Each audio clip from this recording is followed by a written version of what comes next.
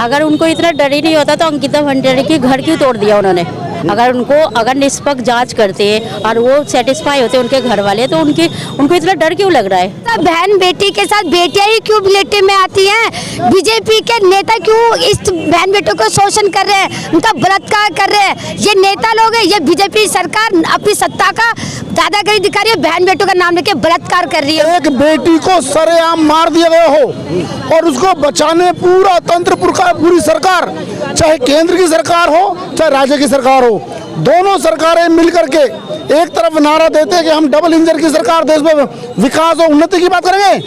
अरे शर्म आती है कि ऐसे राज में बेटियों की हत्या की जा रही है और जो बेचारे पीड़िता है वो सफर करते हैं, आप ये बताइए, और उनकी हत्या कर दी जाती है। कहाँ है न्याय? अब ये हाई कोर्ट में देख लीजिए ना, कहाँ उसको सजा दी थी, वहाँ के लिए हाई कोर्ट ने उसे बरी किया। जैसे कि लगातार मैं दिखा रहा हूँ, दिल्ली नहीं पूरे भारतवर्ष के अंदर अंकिता भंडारी की हत्या को लेकर विरोध हो रहा है। उसमें भारतीय जनता पार्टी को मुख्य भूमिका में रख रखा है। कौन वीआईपी हैं, कितने लोग हैं, उनके नाम के खुलासे क्यों नहीं हो पा रहे हैं? साथ ही साथ ये भी लोग यानी कि मांग कर रहे हैं कि जितने गुनहगार हैं उनका सबका पर्दाफाश होता क्यों नहीं है? महिलाएं हैं, कांग्रेस की नेत्री ही कहूँगा, और ये भी कहूँगा कि इन लोगों ने कैंडल मार्च निकालकर विरोध प्रदर्शन किया है दिल्ली के त्रिलोकपुरी कल्याणपुरी क्षेत्र के अंदर, और यहाँ पर चौराहे पर जम गए हैं लोग, नारेबाजी कर रहे हैं। उत्तराखंड का गुस्सा पूरे भारतवर्ष में यानी कि फैल चुका है। क्या नाम है आपका? फिरदौसी खातून। ये मेरा नाम फिरदौसी खातून है। खातून, जानना ये चाह रहा था कि कहाँ से लेके कहाँ तक आपने कैंडल मार्च निकाला है? त्रिलोकपुरी 6 ब्लॉक से लेके त्रिलोकपुरी तक, ये कल्याणपुरी तक है हमारे कैंडल मार्च। अगर और परमिशन मिल जाते तो हम पूरे मोहितविहार थाने तक भी कवर करते। परमिशन नहीं मिली आप लोगों को?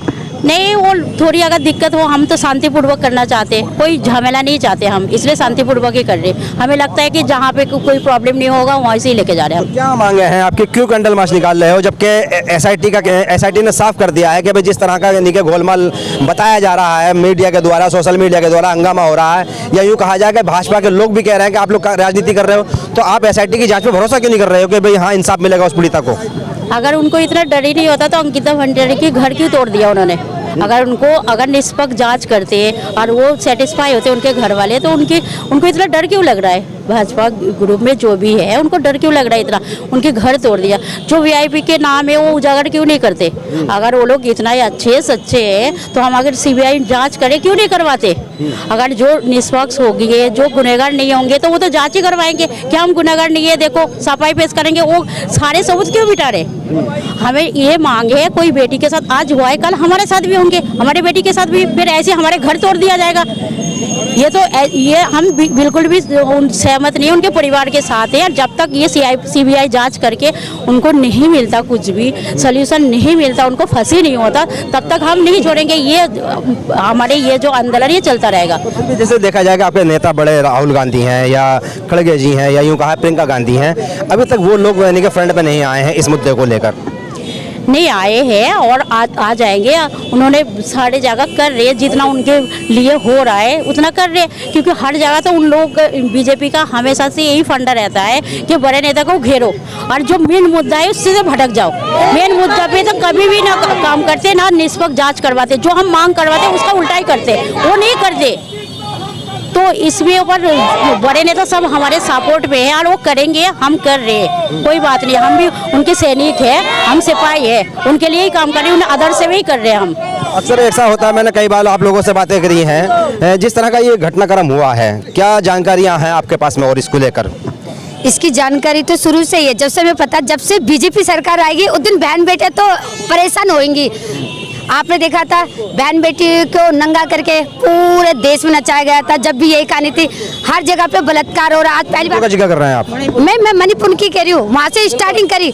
हमेशा बहन बेटी के साथ बेटियां ही क्यों रिलेटिव में आती हैं? बीजेपी के नेता क्यों इस बहन बेटों को शोषण कर रहे हैं, उनका बलात्कार कर रहे हैं? ये नेता लोग हैं, ये बीजेपी सरकार अपनी सत्ता का दादागिरी दिखा रही है, बहन बेटों का नाम लेके बलात्कार कर रही है उनको। प्रदेश के योगी आदित्यनाथ का कहना यह है कि महिलाओं की सुरक्षा के लिए बीजेपी और खास करके सभी नेता वचनबद्ध हैं और काम कर रहे हैं। वो तो हकीकत, ये तो काम तो कर तो रहे हैं, रेप करवा तो रहे हैं, यही तो काम करवा रहे हैं। ये सरकार कर क्या रही बीजेपी की? बलात्कार करा रही है, जब तो इसी की तो हो रही है कि सुविधा बहन बेटी को दे रहे हैं हम लोग, बेटी बचाओ बेटी पढ़ाओ, बहुत अच्छी, क्या बेटी पढ़ाने में रह जाएंगे? बेटी इसलिए नहीं पढ़ाने दे रहे हो कि बेटी का बलात्कार कर रहे हो, बेटी को तुम आगे नहीं आने दे रही हो। मुझे शर्म आनी चाहिए बीजेपी सरकार के, एक विधायक होके, एक नेता होके, और तुम किसी पढ़ी लिखी बेटी के साथ शोषण करने के लिए राजी कर रहे हो। शर्म आनी चाहिए। मैं तो कह रही चाहिए, मैं इन सभी बहन बेटों से ये कहना चाहती हूँ, जो लोग ये कहते हैं ना कि मोदी सरकार है तो देश मुल्क है, अगर मोदी सरकार को हटा दो, नहीं तो देश पूरा, हमारी बहन बेटी सारी खतरे के अंदर है। चलिए, ये सारी महिलाएं हैं, कांग्रेस की नेत्री हैं और विरोध करते करते ये भी बता रहे हैं कि किस तरह से यानी कि घटनाक्रम बढ़ते चले जा रहे हैं। अंकिता भंडारी को लेकर बहुत सारे लोग गुस्से में हैं। मैंने जैसे शुरू में कहा है कि देश भर में ये आंदोलन आग पकड़ चुका है और हर तरह से एक ही आवाज़ आ रही है, जिसे देखो वो एक ही मांग कर रहा है कि बड़े स्तर पर जांच होनी चाहिए, सीबीआई जांच होनी चाहिए और जितने भी वीआईपी लोग इसमें शामिल हैं, जो स्पेशल सर्विस लेना चाहते थे, वो सबके सब लोग यानी कि अरेस्ट होने चाहिए। मेरे साथ में एक और सज्जन साहब हैं। मैं जानना चाह रहा था आपसे कि जिस तरह से विरोध लगातार आप लोग कर रहे हैं, आपको नेशनल मीडिया तक जा पा रहे हैं, नहीं जा पा रहे हैं? आपकी खबरें उठा रहे नहीं उठ रही वहाँ से? देखिए, बात नेशनल मीडिया की नहीं है, बात है कि देश के अंदर इस तरह की निरंकुश सरकार आ गई है कि जो आज सच्चाई को भी छिपाने में पूरी ताकत लगा रही है।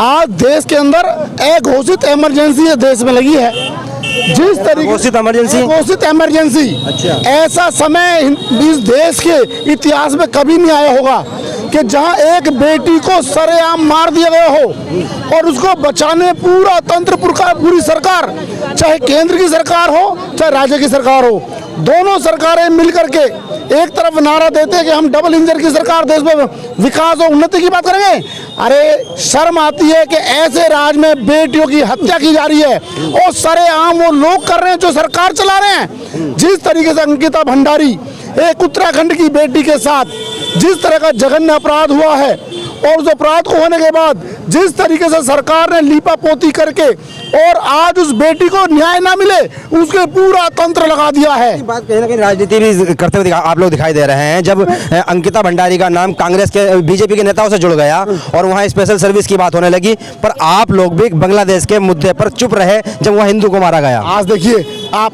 बात करें जिस मुद्दे पे हमें बात करने में करेंगे, जहां बांग्लादेश में अल्पसंख्यकों पर अगर हत्याएं कर रहे हैं, उनकी उन पे हो रहा है, ये तो शर्म, सरकार को शर्म आनी चाहिए।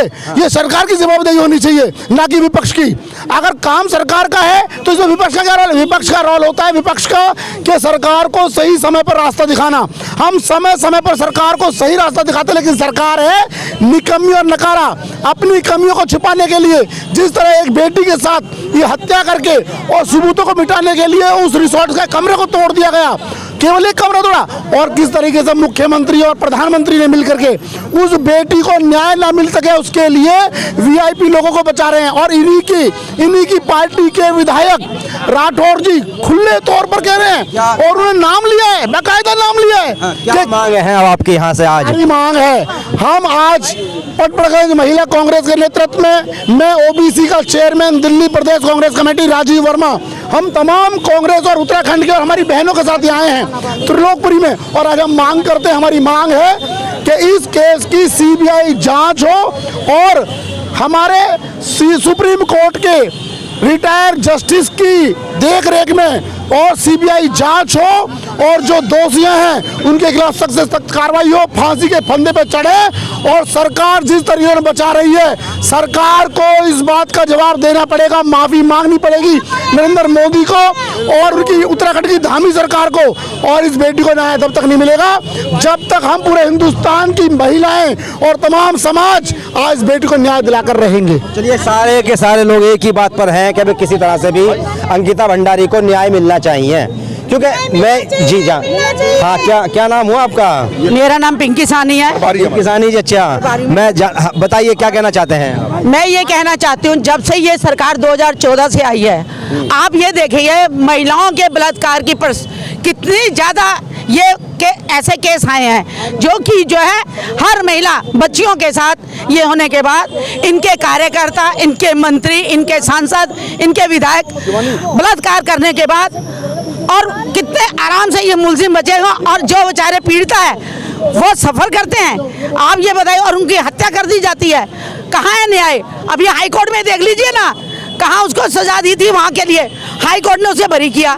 सुप्रीम कोर्ट में अगर ये महिला, ये एक बेटी के लिए नहीं है, ये किसी भी जाति की बेटी में, कि हम ये लड़ाई हर बेटी के लिए, न्याय के लिए ये लड़ाई लड़ेंगे, हमारा यही है।